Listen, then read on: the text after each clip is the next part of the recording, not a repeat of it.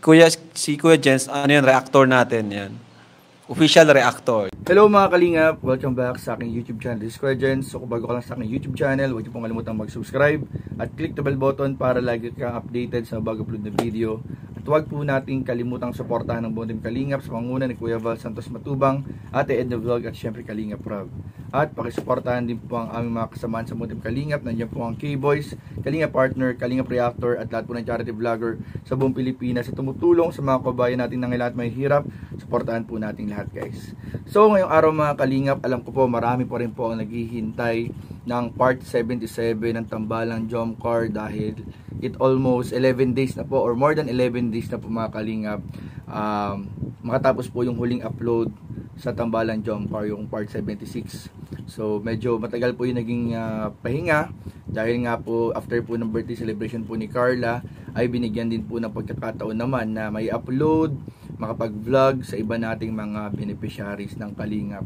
At kaugnay nga po dun mga Kalingap, tatalakayin po natin ngayon, pag-uusapan po natin ngayon mga Kalingap, yung bakit hindi nga ba natuloy ang part 77 vlog kahapon. Kasi kahapon po mga Kalingap, pumunta po tayo ng gym at doon naabutan natin si Kalingap Rob at si Papa Joms. So tinanong ko si Kalingap Rob kung meron daw or kung meron ng Jomcar.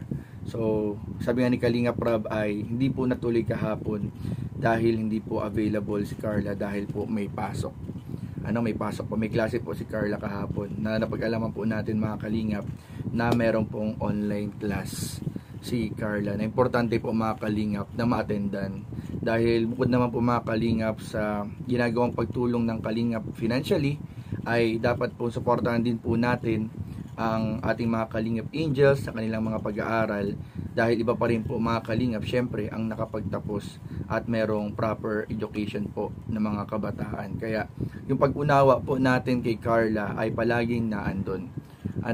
So bukod doon mga Kalingap, mamaya tatalakayin pa natin yan, pero gusto ko rin kasing sagutin mga Kalingap yung mga naririnig natin sa ibang mga vlog, sa ibang mga live, sa ibang mga comments na babasa natin na tila ba mga Kalingap ay hindi natitigil yung mga pambabatikos nila kay Jomar at kay Carla na syempre alam niyo naman mga Kalingap kung gaano kahalaga sa atin ang Jomcar, yung pwesto nila sa puso natin simula't nung magsimula sila. Alam kong ganoon din kayo sa mga totoong Jomcar fans. Alam kong iba yung yung posisyon ng Jomcar sa puso po ninyong lahat sa mga totoong Jomcar fans. So bakit ko sinabing totoo? Dahil merong hindi totoo na mamaya pag-usapan din natin mga Kalingap yung mga ganyang issue. So marami din nagsasabi na bakit daw hindi dinedepensahan, bakit daw may mga naririnig pa tayo ng mga panggagamit, bakit daw ang dami pong issue na inilalabas ng di natin alam kung supporters ba ng Jomcar o nagpapanggap lang na supporters ng Jomcar para mapasok yung community or para sirain yung mga tumutulong, yung nagtutulong-tulong para sirain, para syempre pag tinira mo nga naman yung mga nagtutulong-tulong sa pagbi-build up ng community o dun sa pagpapatatag ng community, pag tinira nga naman yun ng mga fake supporters, syempre madali na lang pasukin nga naman ng community ng Jomcar. Pero tatalakayin natin yan, kaya dapat panoorin po ninyo itong video na ito dahil iisa-isahin po natin yan mga Kalingap. Tapos meron din mga Kalingap yung nilabas na saloobin ni Carla. Kung nakita po ninyo mga Kalingap sa kanyang IG ay meron po siyang parang my day sa IG niya kung saan ito po mga Kalingap, mamaya pag-uusapan po natin na alam naman natin si Carla, every time na meron siyang nararamdaman, hindi siya vocal hindi siya yung madalas ina-express niya, sinasabi niya, hindi siya vocal, hindi siya yung parang isasabihin niya yung nararamdaman niya. Madalas sa mga nakakilala kay Carla, alam natin na si Carla dinadaan niya yung kanyang nararamdaman through social media sa pag-upload ng mga quotes, pagmamay-day ng mga quotes o kaya ng video.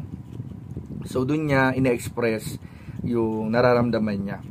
Po mga Kalingap, kung masaya ba siya or malungkot or may pinagdadaanan. So mostly doon natin makikita sa my day niya sa social media. So, unahin na natin mga kalingap, bakit hindi natuloy? Bakit hindi natuloy ang part 77 ng Tambalang Jomcar? So, kahapon po, nakita ko po si Jomar kasama po ng K-Boys sa gym. So nakapag-picture pa nga ako kay Papa Joms kahapon. At ayun mga kalingap, tinanong ko si Kalingap Rob, may pasok nga raw po si Carla. So dapat talaga magsushoot po kahapon ng part 77 ng Tambalang Jomcar.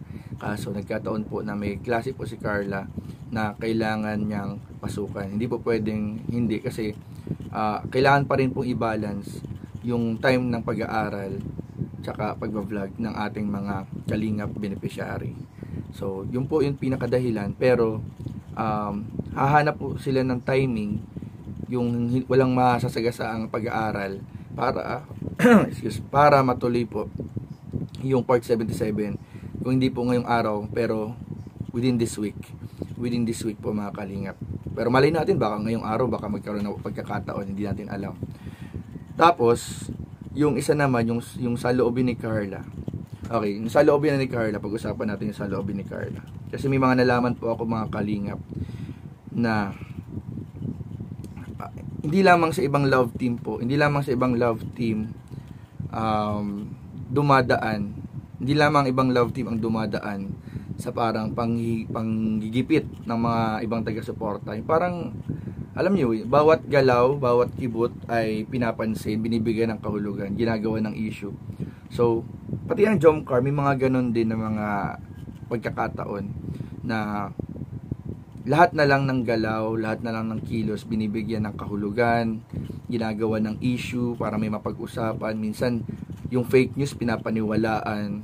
Kung anong makita sa social media, pinapaniwalaan. Kahit hindi naman konektado minsan sa kalingap, kung anong mabasa, pinapaniwalaan. So, may mga ganong pagkakataon.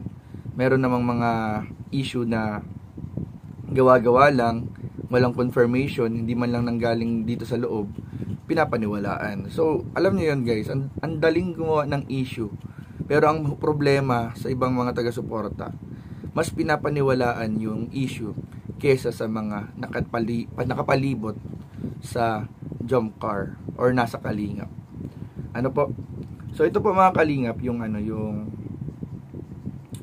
tawag dito. Yung My Day po ni Carla, kung saan, para sa akin in-express po niya yung kanyang nararamdaman through this My Day.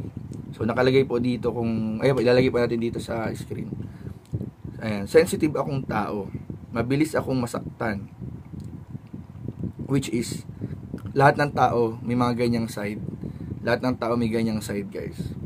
So naunawaan natin dyan si Carla. May makita, mabasa o masabi lang kayo, masasaktan agad ako. Pero kinikimkim ko lang yung sakit kasi ayaw kong masabihan ng parang yun lang.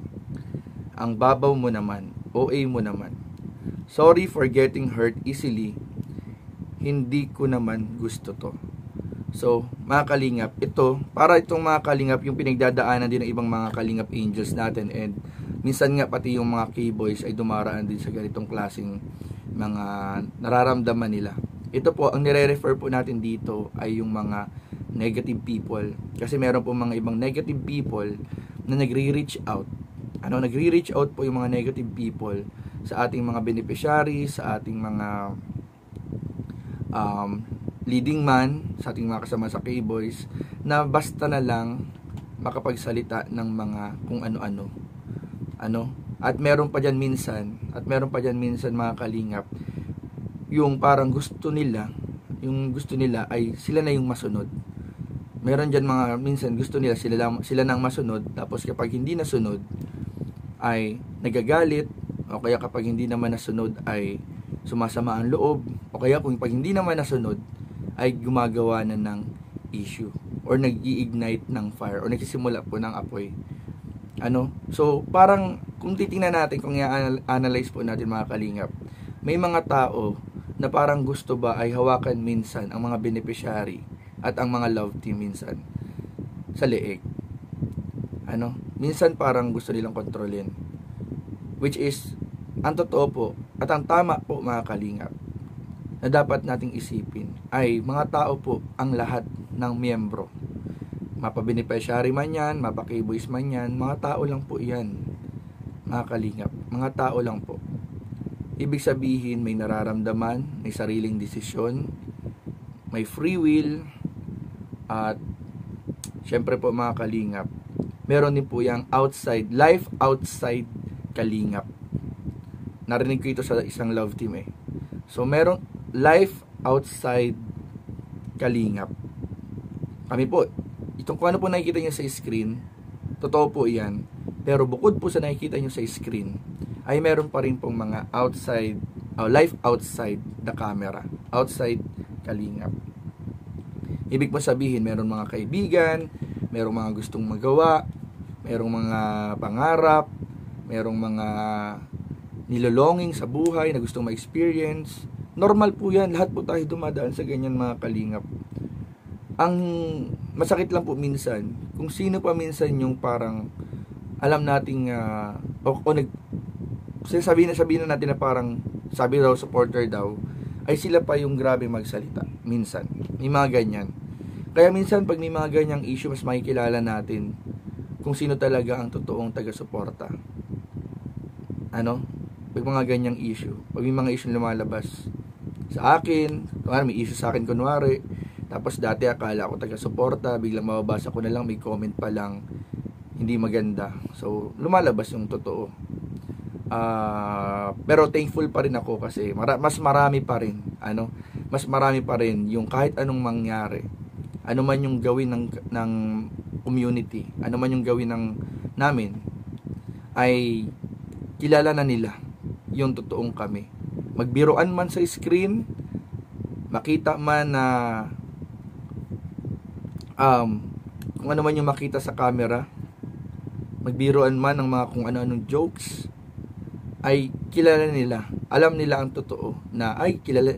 Kuya Jens, minabasa ko ito nung nakaraan, Kuya Jens, hindi kayo kilala, siguro bago lang po yan, hindi po nagigets yung joke nyo, yung mga ganon.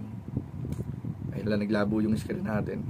So ayun po mga kalingap, yun yung gusto nating sabihin, na maging maingat po tayo sa mga bibitawan nating salita, lalong lalo na para sa ating mga beneficiaries. Po mga kalingap, kasi hindi lamang po si Carla, hindi lamang po yung ibang love team, kasi napakarami na po nating naririnig na mga beneficiaries ang nakakatanggap ng mga messages na minsan foul na po, minsan foul na. So ayun, buti na lang talaga at ang ating mga beneficiary ay habang tumatagal, mas lalong tumatatag ang loob at mas alam na nila kung paano i-approach yung mga issues na lumalabas. So nakakabilib. So tayo po mga kalinga, patuloy lang po nating suportahan. Patuloy lang po natin suportahan ang Jomcar, ang lahat po ng love team ng Kalingap, ang buong K-Boys, ang buong team Kalingap. Suportahan lang po natin mga Kalingap. At huwag po tayong maniniwala sa mga sabi-sabi lamang. So yun lamang po, at maraming po salamat sa panonood. Please don't forget to like, comment, share, and subscribe sa ating mga video. Maraming po salamat. God bless. Bye bye.